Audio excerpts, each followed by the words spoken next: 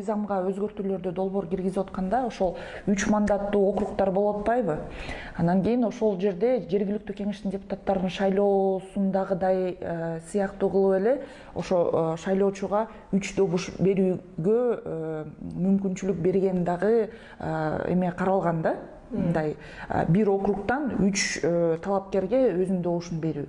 Бирок мен ойлойм, ал кабыл алынбай калды, анткени ошол эле жанагы шайлоочулардын добуштарын сатып алууга кандайдыр бир түрткү болот деген себептер менен кабыл алынбай калды. Анткени шайлоочу өзүнүн бир тандаган талапкерине добуш бериш керек деп ойлойм да. Ошон үчүн ушундай калтырып коюшту го дейм да. Ошон үчүн бир эле мүмкүнчүлүк болгондугуна байланыштуу, өзүнүн округунан бир эле депутатты тандоого, шайлоого мүмкүнчүлүгү болгондугуна байланыштуу бул ойлойм мен шайлоочу эң биринчи учурда мына биякта айткандай талапкерлерге болгон чаралар күчтүү абдан.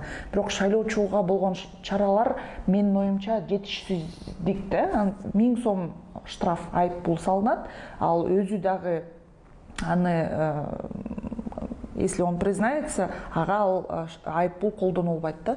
Ошон үчүн биздин эл көнүп калган да мындай. Ким жаман десе эле бийликте отургандар жаман депчи. Ошон үчүн ойлойм, бул шайлоого баратканда шайлоочулар абдан өзүнүн жоопкерчиликтүү менен катышыш керек.